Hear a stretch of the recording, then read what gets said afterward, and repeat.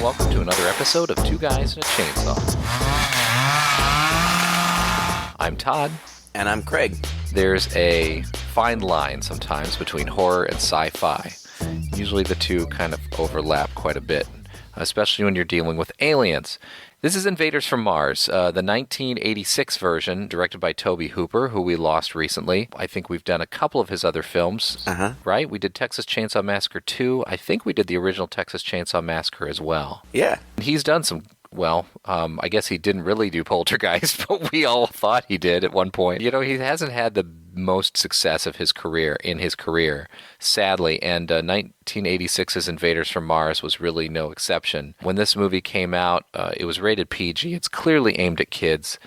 Or families, at least. It's, I don't know. You know, it's a sci-fi movie, but it seems to be considerably tongue-in-cheek throughout. Mm-hmm. But it has a very simple story, and it's a very touching story, and it's a story that I really enjoy. Now, I saw this movie with my dad growing up. My father really got me into 1950s sci-fi, old 1950s sci-fi B movies when I was growing up. So I watched a lot of these old black and white cheesy sci-fi films, Plan 9 from Outer Space, you know, the original Invaders from Mars, the original Invaders of the Body Snatchers, and all of these things. And some of them are really quite good, and some of them are pretty lousy. I'm pretty sure that I saw the original Invaders from Mars from 1953 before I even saw this one. But I'm also pretty sure that not long after 1986, my dad and I sat down and rented and watched this. And I had pretty good feelings about it as a kid. My memories of this movie were that it was terrifying, to be quite honest, but I didn't really honestly remember too much about it. There were certain scenes that lingered in my mind, but ultimately most of the movie was a bit of a blur to me, so I was really happy to come and revisit this movie this week. Craig, do you have any history with this film at all? No, you know, I thought that I had never seen it, and in watching it again, I think that I must have, because some of the scenes were very familiar to me, but I didn't remember much of it. So I don't know if I saw it when I was a kid and I just don't remember, or if I saw it as an adult and it just wasn't memorable enough for me to really have any strong memories of it. But I love horror movies for kids. I absolutely love them. Some of them are some of my favorite movies. The one that always comes to mind, which I can't believe that we're 3 years into doing this podcast and we still haven't talked about, is The Gate. Oh, yeah. But there are lots of other movies, and a lot of them come from the 80s, as this one does.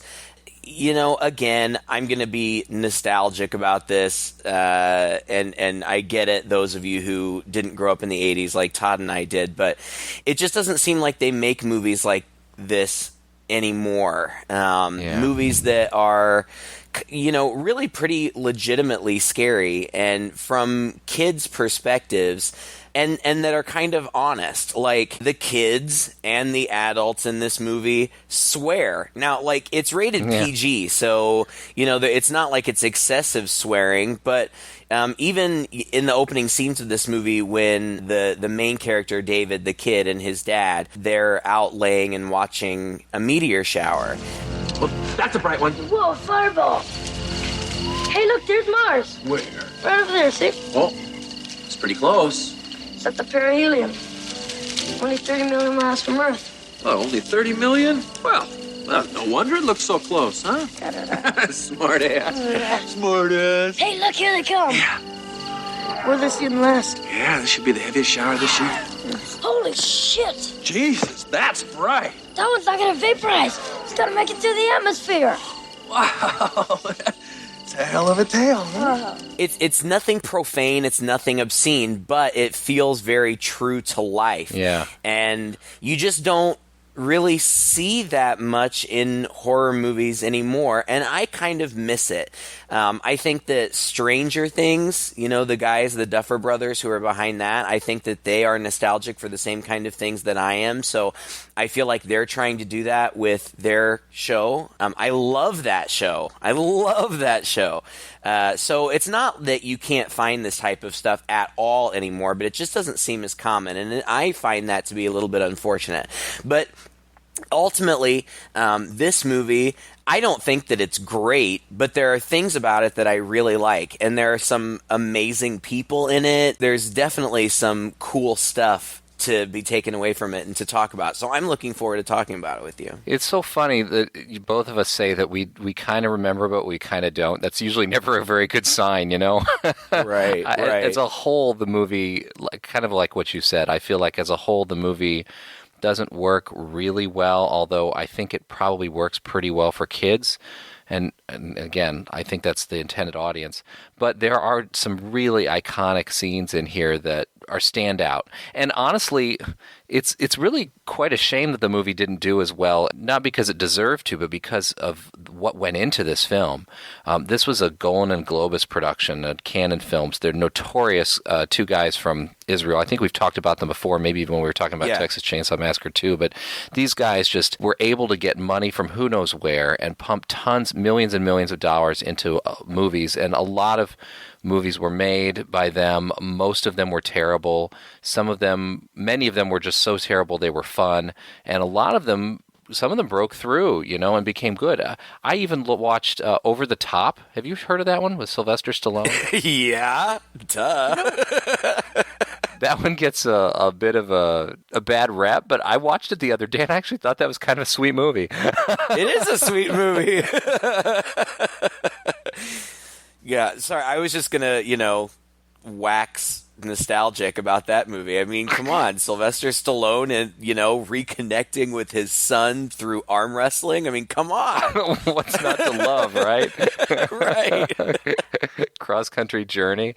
Like, just a lot. They were able to attract a lot of talent with all the money that they put in. And this movie has a ton of talent in it. You've got Tobe Hooper. Oh, my gosh. You've got Karen Black in here. I love Karen Black.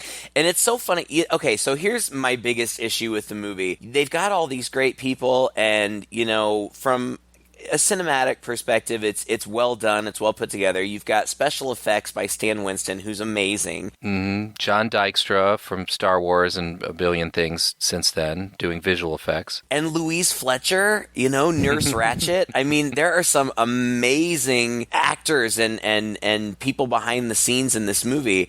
And I really, really enjoyed seeing all of them. And the roles, for the actors, the roles that they played were fun.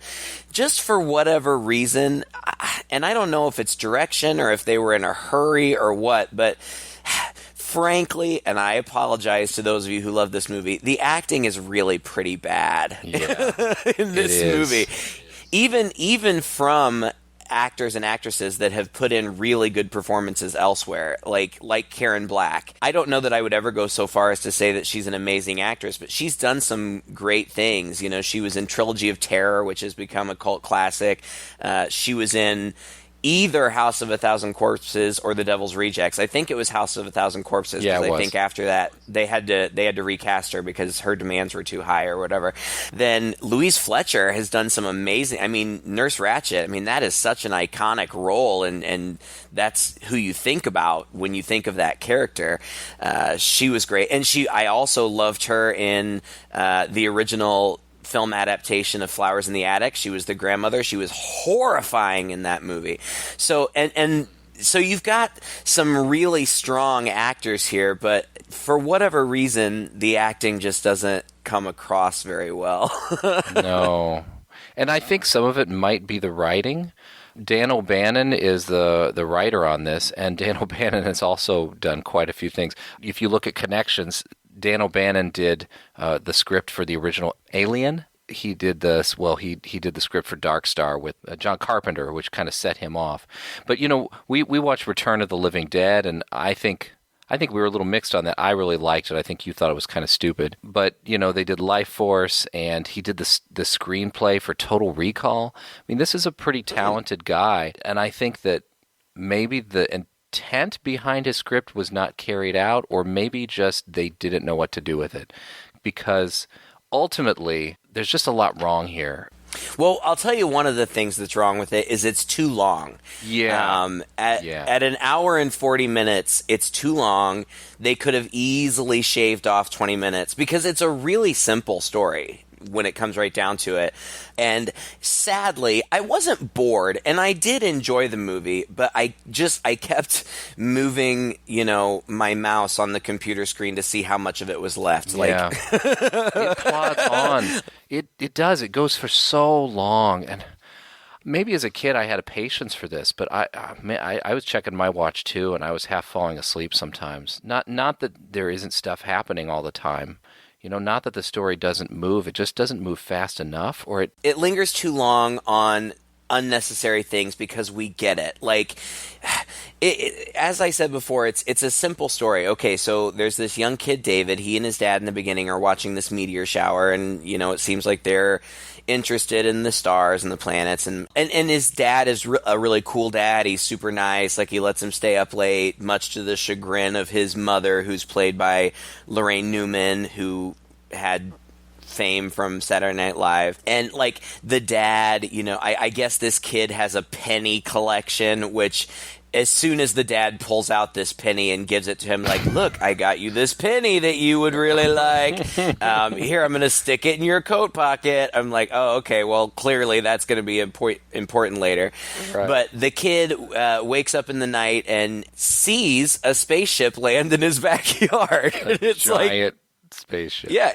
It's a huge spaceship, and it looks pretty cool, and the lights are flashing or whatever. And he tells his dad about it in the middle of the night, tells both of his parents, and they don't believe him, obviously. But the dad's like, well, I'll check it out in the morning. And so the dad does go check it out in the morning, and when he comes back, he's weird. He's different.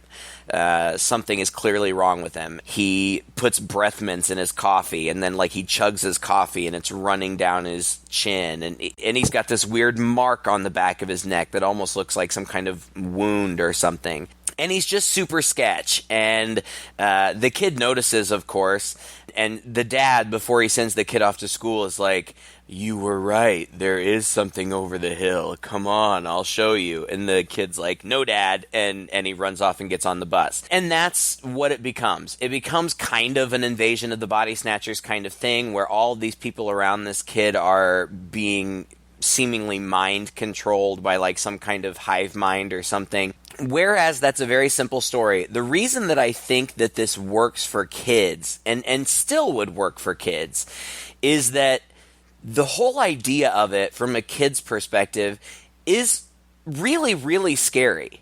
Yes. The fact that your parents are under somebody else's control, and your teachers and your friends, and you're the only one who knows, and they know, so they're after you. That's really scary, from a kid's perspective. I think that if I had watched this as a child, I think I would have been really into it, because I think that I would have found that really, really scary. I think as an adult, you watch this and you brush over that a little bit, and what nags you about this movie is the fact that everybody listens to him a little too much. Yeah. Like, everyone pays so much attention to him. By the end of the movie, he's directing the military around, and telling them what to do. And right. Okay, yeah, you're right,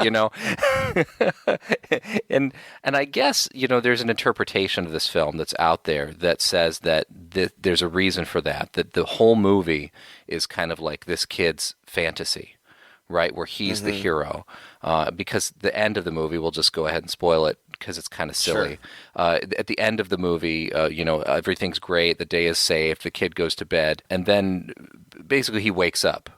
And it's all a dream, and he's talking to his parents, and he's telling them this fantastic story, and then they all go to bed, and then suddenly lights appear out the window, and the same thing happens again. It's this whole kind of wraparound deal where, it was all a dream. Then I wake up in the morning, and, oh no, actually the invaders are coming, and it's all going to happen. I hated that. I hated that freaking ending personally, and I guess if it was in light of that, if the whole thing was a dream and it was all his fantasy, sure, okay, I can get behind that. But when you're watching the movie as a plot, it's really bothersome, and it almost seems ridiculous at some points in this movie.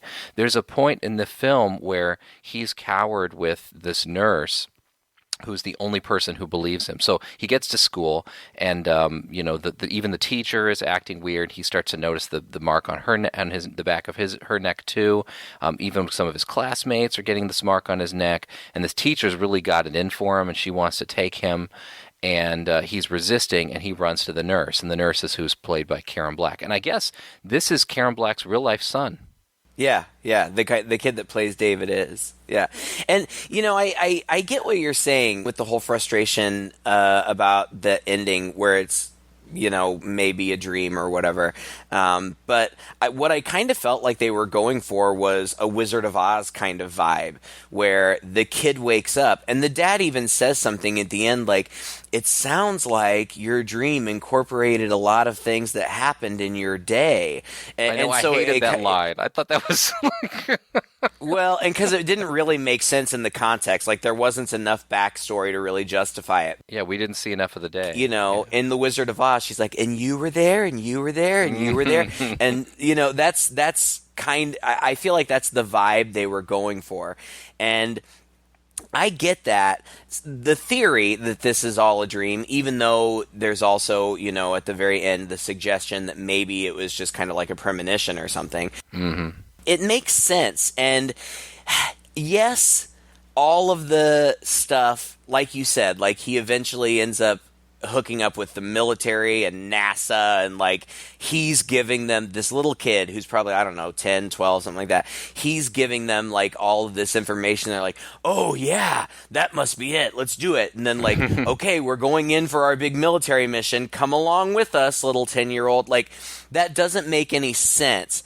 But if you were 10 or 12, that's the fantasy that you have. The fantasy awesome. that Yeah. adults are going to listen to you, and that you actually are important in solving this problem, and that you are going to play a pivotal role in solving this problem. And you're going to save the hot nurse who is your friend, and you are going to get to see the mean teacher that you don't like eaten by the Martians. Like, it makes sense that that's all from a child's perspective. That fantasy makes sense, but watching it as an adult, it comes across as a little silly. It does. Because that wouldn't happen. First of all, nobody would listen to him. Nobody would believe this fantastic story. Then, even if it turned out to be true, the second that he alerted the military and NASA to it, they would push him aside and take care of things on their own. I don't know. I guess I'm just, I'm reliving my childhood days and my childhood fantasies where I wanted to put myself in these movies. Sure. And if you put yourself in this movie at 10 or 12 years old, how exciting that you at 10 or 12 get to be the hero in the story. And I don't know. I think it's kind of fun. I mean, I'll grant you that. It is kind of fun in that way if you're a kid watching this and being the hero. But as an adult watching this, like you said, it comes across as silly. And we get these scenes where, he's cowering in the basement, in the boiler room of their school or whatever, and the nurse is with him, and the cops are coming in to look for him. And the cops have been, by this time, possessed by the Martians as well. What in God's name am I doing here? But you saw those two guys. I don't know what I saw anymore, David. I'm sorry. I don't know. It's okay to be afraid. I'm not afraid. I'm petrified. Me too. It just seems off and almost a little, I don't want to say,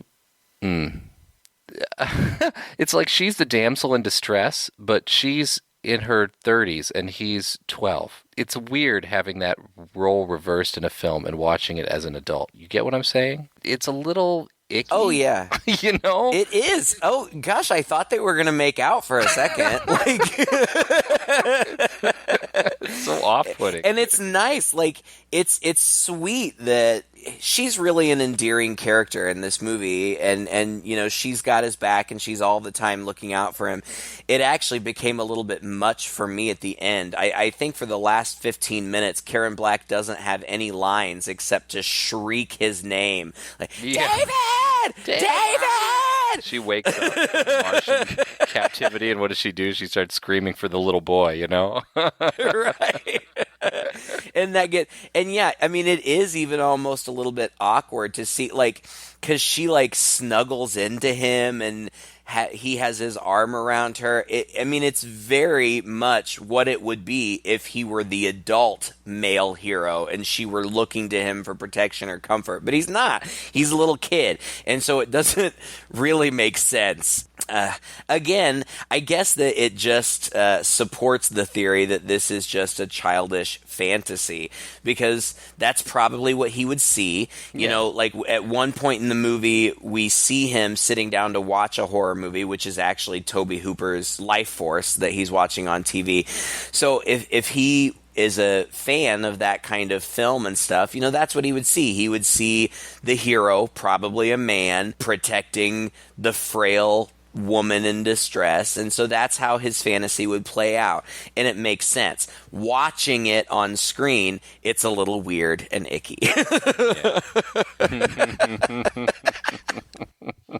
At the same time, I didn't know until after I had seen the movie that this was mother and son. Knowing that, in hindsight, it's kind of cute. It's cute that this mother and son got to play this together, and it for me, it takes away a little bit of that ickiness because Sure. because there is nothing, you know, like they're really, I guess we're just sick and include, you know, that innuendo is only in our minds, really. Yeah, there's nothing in the film that implies any kind of romantic relationship between the two. No. Let's talk for a second about this creepy teacher, because like you said, she's a standout in the movie, and she's relentless and brutal to the point where you wonder, why is she so fixated on this guy, on this kid? Yeah. But of course, part of it could be that he's a Martian, but the other sense, you just get a sense she's that kind of teacher. Yeah. She's the biology teacher in the classroom, and they're going to be dissecting frogs, and some other kid throws a frog at him, and he tosses it aside, but instead of going after the two kids who threw the frog at him, she grabs his arm instead and yanks him up. David Gardner, this may be the way you behave at your house. But he's your... This is not the way you behave in my classroom. Heather, you supervise while I take this uncontrollable young man to the school nurse. And we've seen no evidence that this kid is anything but controlled, you know? And, right. And as a kid, like you said, this whole notion that all these adults are out to get you and they're the ones who have the power, it's scary. There's this great scene in this movie where he's already gone to the nurse and he's told her what he thinks is going on, and he creeps back into the classroom. I think I'm getting this in the right order. He creeps back into his classroom where it's all dark, and he's since had this encounter with these police officers who showed up at his house, and he's noticed that they were acting strange, and he sees in the hallway that one of them is conferring with the teacher, talking about a field trip that they're planning to go over that hill with the kids. And so he creeps back into the classroom, and he sees her writing 2 p.m. field trip today on the board, and then she goes into like a back room, like the storage room of this biology class. And as he creeps back there, he sees from behind her sitting down at this desk. It's this creepy scene. And as he gets closer and closer and closer, he hears these noises and whatnot, and she spins around, and she's in the middle of eating one of these frogs. And she slurps the frog down, legs and all, and starts going back after him again. It's so gross. And this is one of the scenes that I remember as a kid. As a kid, you don't forget something like that. And then on top of it, like at some point, he runs away. So the nurse ends up believing him. He tells this fantastic story. She says she's going to believe him. And he says, well, check the backs of their neck. And the nurse notices the back of the neck of this teacher, just like David said. It's a little weird. And the teacher's real cagey about it. Then she notices the back of the neck of a little girl who's asking for him. And so she ushers him out the back window, hands him her keys, and says, just go to my house, let yourself in the back door, and I'll see you later. Instead, he sneaks into a van that's in the parking lot, and he probably doesn't realize that this van belongs to that teacher. And I felt like we were revisiting Texas Chainsaw Massacre all over again with the scenes in this van. Right, yeah. Well, and the reason that he sneaks in there is because, he's trying to get away, but then all of a sudden all these people are looking for him, including his parents who show up at the school, and he knows that they all are, whatever, infected or implanted or whatever it is. But I just want to take a second. Why is it that Louise Fletcher is just so scary? I think that...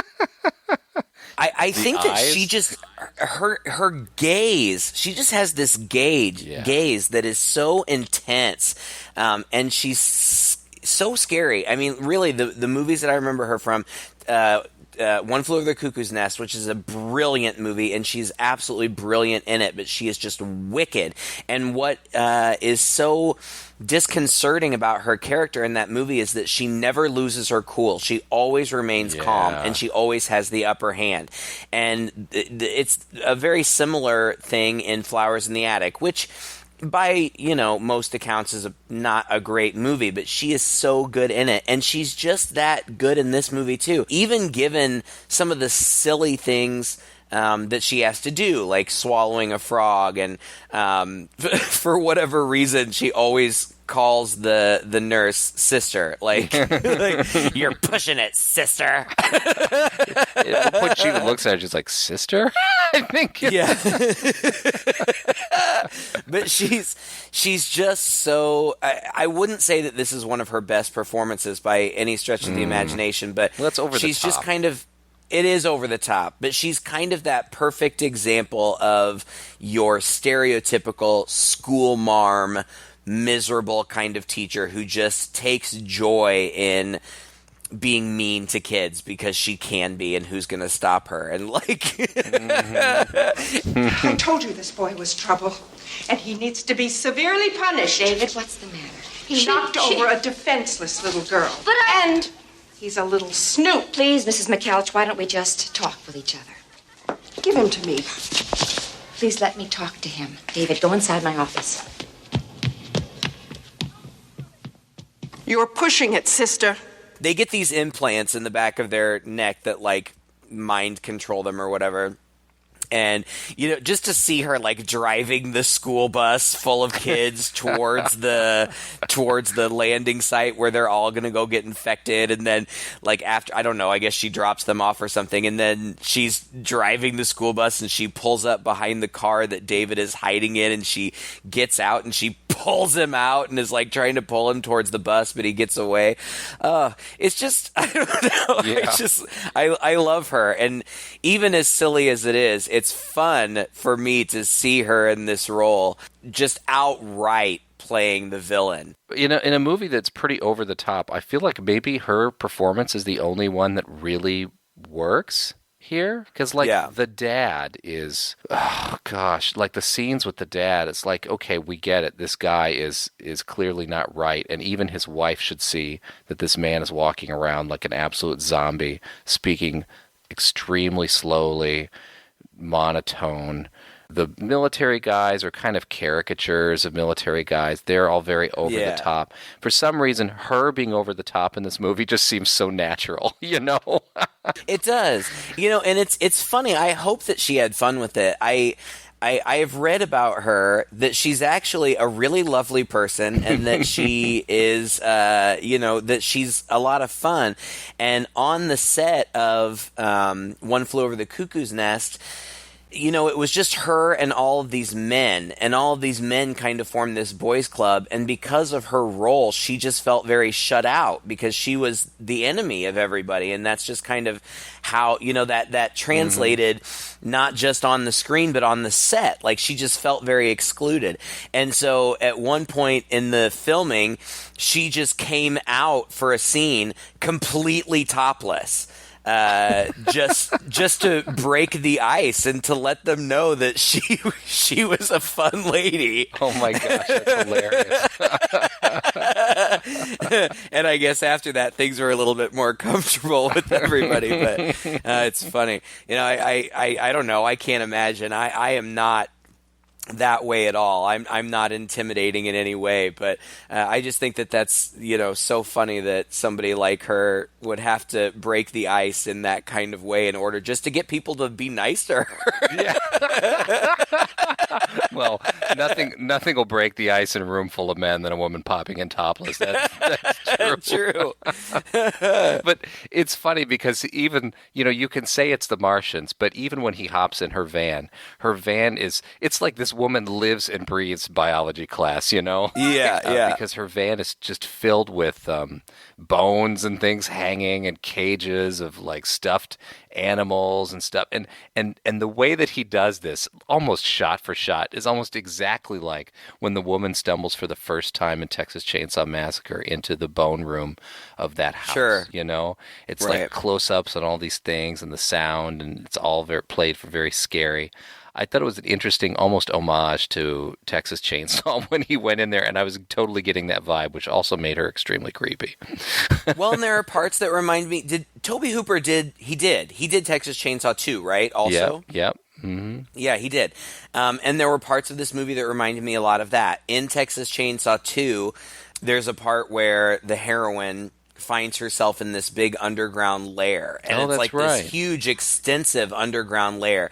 And something very similar happens here where David follows his teacher, Louise Fletcher, and she inadvertently leads him into the Martians' underground lair. And it was very similar. These big tunnels, some suggestions of like the spaceship, but it was also like kind of semi-organic, and that's where he eventually actually sees the Martian creatures that were created by Stan Winston. And these creatures, I don't find them to be particularly scary. If I were a little kid, I might. They're kind of cool looking. They're great big.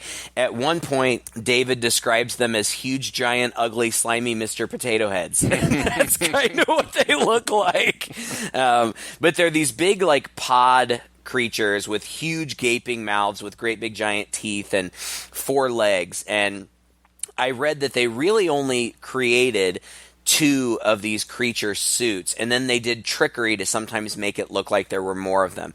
But the way that these suits were designed was that one average height person had to stand in it and walk backwards so that it looked like the alien's knees bent in the opposite way of human knees.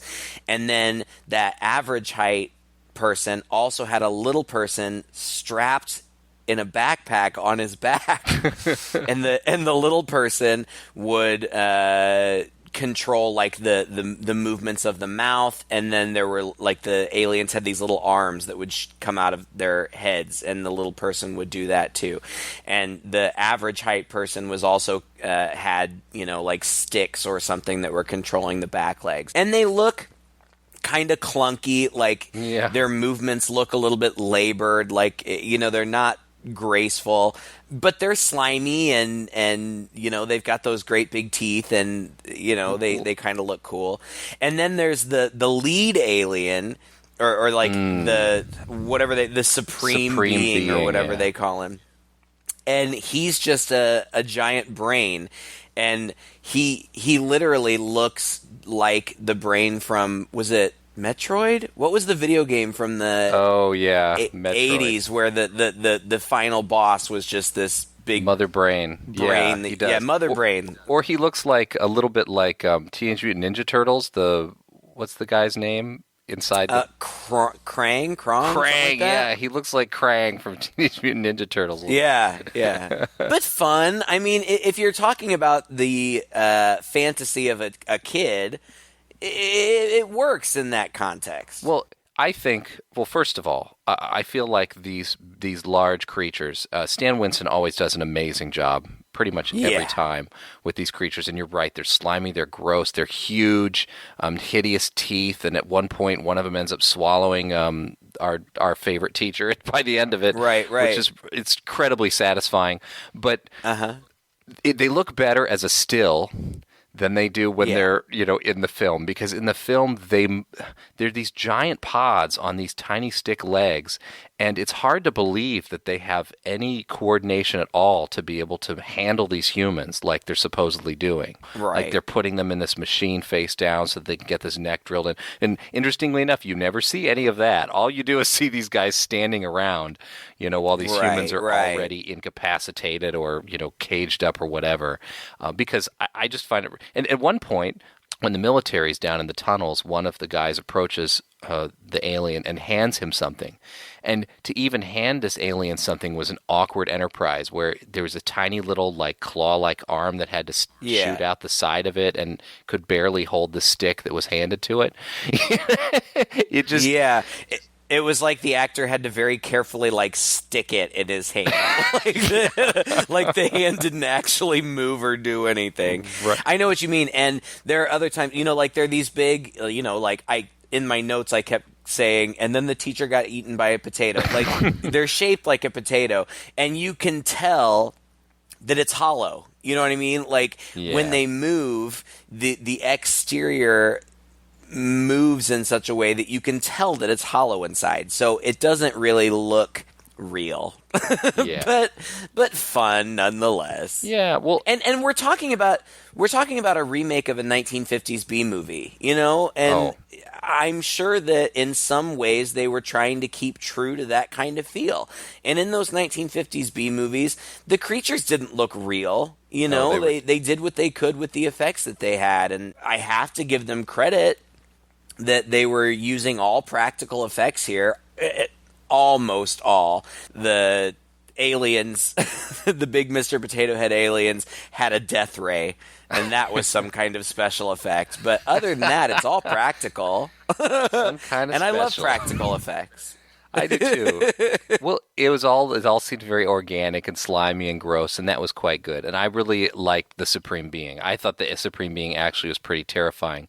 Except he just needs better bodyguards, Right. At one point, David just runs right up to him and whacks him in the face before, any tentacle or whatever can lash out at him. I'm thinking, boy, this guy needs more security. He's got his brain exposed right there, And David also, it's cute because, again, it's so childlike, but the military is totally ready to go in and kill these Martians. And it appears that the Martians' reason for being here is because we Earthlings have been exploring Mars and we haven't found life there yet, but we're close to finding life there and they don't want to be found. Yeah, the whole reason that they've come here is to destroy the rocket that's going to be coming to Mars to search underground, which is apparently where they live. But David, at some, the main military guy is like, So worried, boy, we're not out of options yet. Marines have no qualms about killing Martians. And David's like, well, maybe we should just try to talk to him.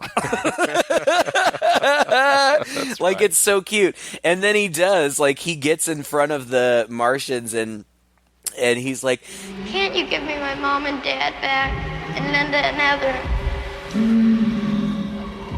Mrs. McKell.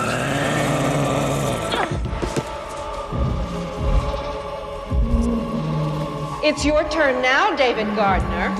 No way. Poor little guy. I'll fix you! You dick brain! which I just thought was so funny. Oh, God. There were so many funny parts of this movie. There was one part after David and the nurse, I think her name was Linda, they escape from something. It's when they're in the basement and this great big huge Martian drill comes up through the floor, which inadvertently rescues them from the implanted cops. And their dialogue in this scene is just so funny. Like, Karen Black, I don't even know what... They must be tunneling under the whole town! I know they are! We got to stop them! Ow! They're everywhere! Let's just get the hell out of this crazy place. No, we have to find my mom and dad. We're not going back there alone, David. We need help.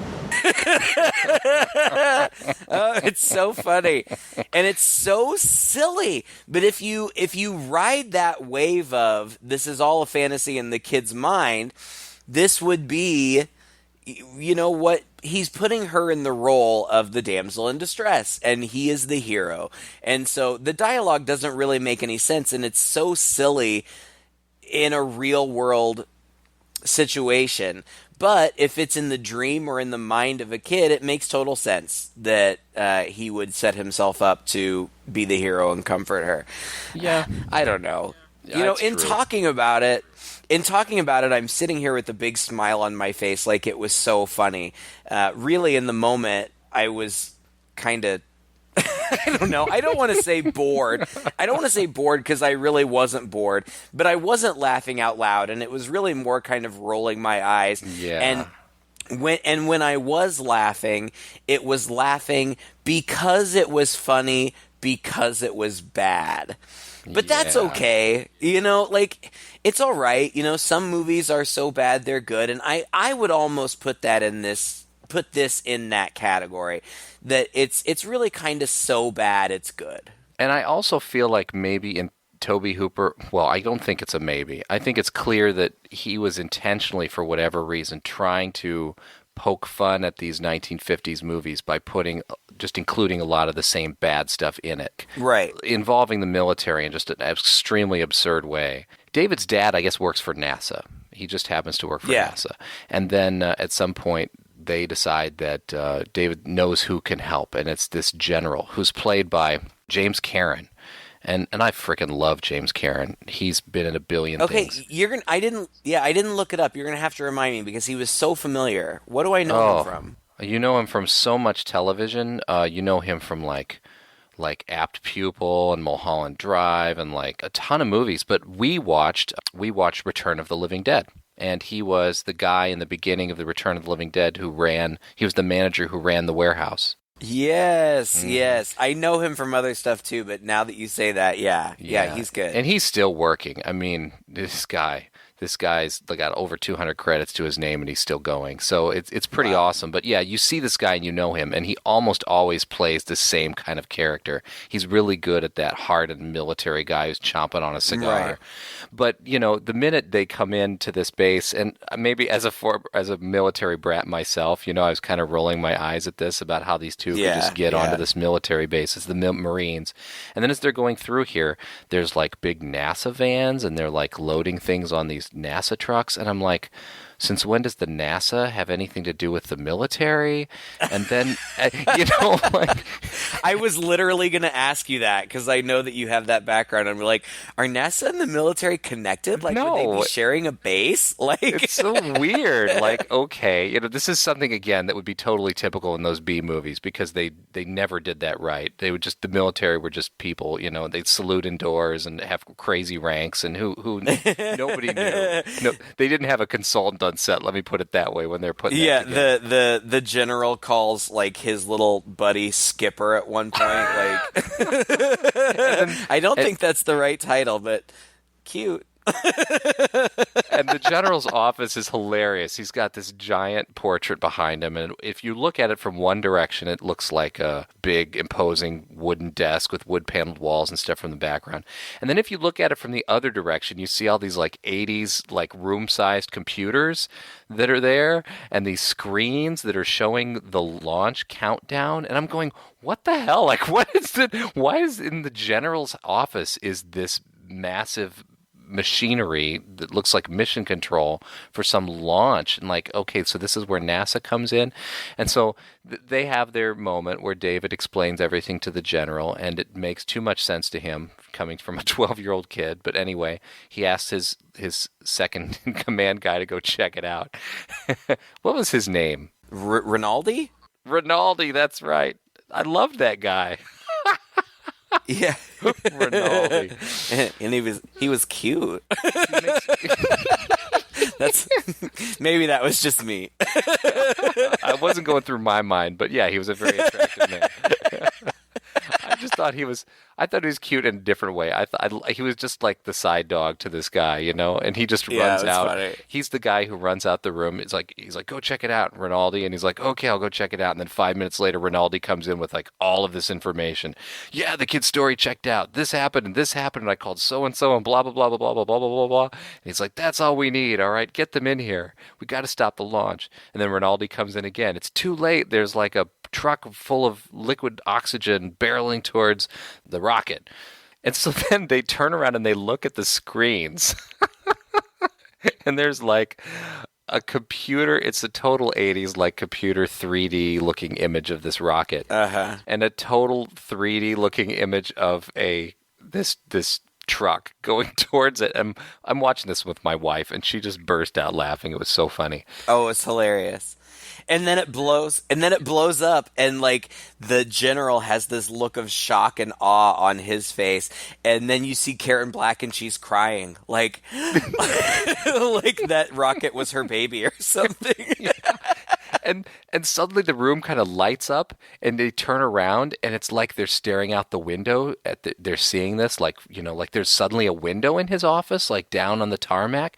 And I'm sitting here thinking, the minute they heard something was barreling towards that rocket, why were they turning towards those computer screens? If there was a window in there, they could have been looking out. Right. So, but putting that all in there, he's doing this on purpose. Yeah, he's trying to pay homage to those old films, but it's so ridiculous, in a 1980s movie that it was hard for me to get past it. It's hard for me to laugh at it so hard. Yeah, and it's silly, that then, of course, the military is just all on board with this kid, and they send out this massive, group of troops to go infiltrate these tunnels, which they do, and then David is there, and then right there with him.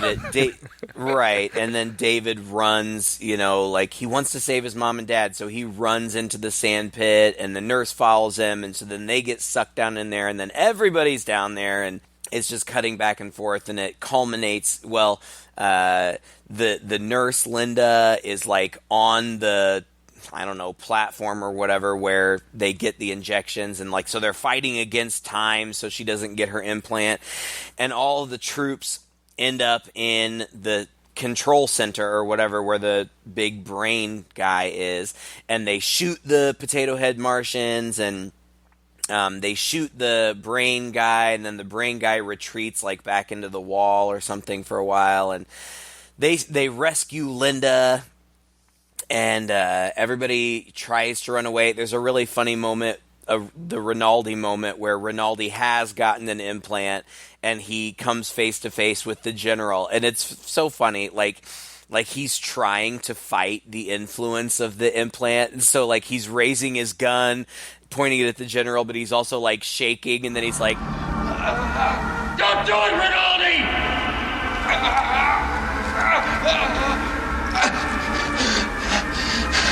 Shoot me. So they do. And the general goes, "Rinaldi, no!" And David witnesses the potato heads using their death ray, and he sees that it's fueled by copper. So once everybody gets away, they're running and running, but they find out that the Martians have sealed up the exit, but they've left one of their death rays laying around. So David's like, "We can use this." He's like, "It takes copper." Hold on a second. I've got a penny in my pocket. The penny that his dad gave him in the beginning. Big so surprise. he puts the penny in the death ray, and Chink, the chink. death ray, like it's like a video game, and the death ray works, and it opens up the entrance or whatever, and then everybody... Again, it's funny and stupid. Their first goal, objective, obviously, would be to get the kid out of there. But no, they all run out, and they're like, "Come on, David, come on!" And he's like, "I'm coming." They're like, "Okay." and then his parents, yeah.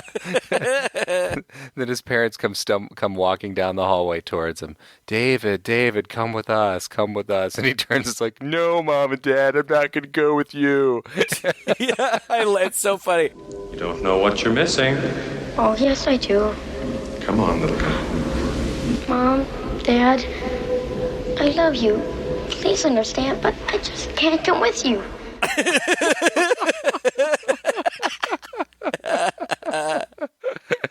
So he runs out, and they chase him, and the spaceship is like getting ready to, like, it's taking off, but the military has also like planted these bombs in there or whatever. And so before the bombs even go off, I don't even really understand this, but like the parents catch David, but before the bombs in the ship even go off, their implants like malfunction. Yeah. And so they're fine again. Yeah, I read that in that scene when the sparks had to come out of the back of their neck, it set Lorraine Newman's hair on fire, and she didn't even know it until afterwards. But then everything's fine, and the ship blows up, and then we get to that twist ending where he wakes up and it's like it was all a dream, but then it starts to happen again, and he runs into his parents' room, and we don't see what he sees, we just see his face, but we hear the Potato Head alien noises, and he just screams, "No!" And that's the end. I don't know. I mean, it's cute. It's a cute movie. It's not a great movie, but it's cute, and I do think if I were a parent and I had a kid who was interested in this kind of thing, who was maybe David's age in the movie, 10, 11, 12, whatever, however old he's supposed to be, it would be a fun movie, I think, to sit down with a child and watch. Because I think that the kid would be way more into it than I would be, and I would get a lot of joy out of seeing a kid enjoy something like this. Does that make sense? Yeah, it makes perfect sense, and I'm right there with you. And I as a kid, I remembered really liking the movie, even though I can't remember a lot about it. I did remember a lot of those specific moments, and I think in my mind too, I conflate it a little bit with the original. I think, as if I recall correctly, the original was quite dark, except for the fact that the special effects are horrid, and the alien costumes are super cheesy and whatnot. But the idea, again, that you're a child and all these people that you depend on and you trust and you need to get through your life are now turning against you, and you have to figure out what to do, is a terrifying thought. I would sit down and watch this with my son, no question, but I know I'd be checking my phone. I'd be doing some other things to try to get through it, because it's just not compelling enough. Because you're a terrible father. That too, yeah, right. I'm just kidding, guys. I give Todd a lot of crap, but he's a good dad. I don't know. It remains to be seen. Yeah, I guess we'll see.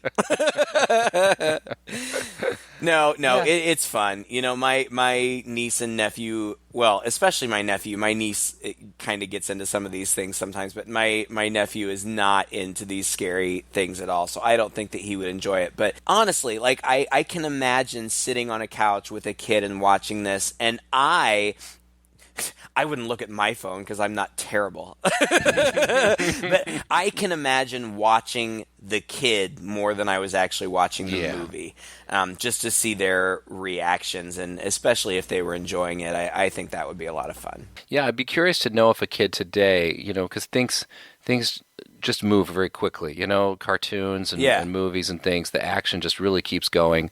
And a lot of older movies that we love for kids are like that, well plotted. I think of like Goonies to be one. And this one is plodding, in many ways. Even though stuff is happening, it just takes so long to happen. And there's just so much going on after a while that I wonder if this would test the patience of kids, or if the subject matter and just, seeing what's happening on screen and being able to put all of the distractions out of your mind because they don't think about, like, the military is portrayed stupidly in this movie or whatever. Right. If that would overcome that and they'd still be able to enjoy it. It'll be an interesting experiment for when Kenji's a little older. I think that kids, again, it depends on their sensibilities, but if they were into aliens or scary stuff, I do think they could get on board with this, and I think that a lot of that comes from it seemingly coming from a child's perspective. I didn't notice, but I read that it was even shot so that usually things were shot from a really low perspective, as though you were seeing it through the eyes of a child. That's not something that I noticed, nor do I think that kids would notice it, but, on a subconscious level, maybe that would work.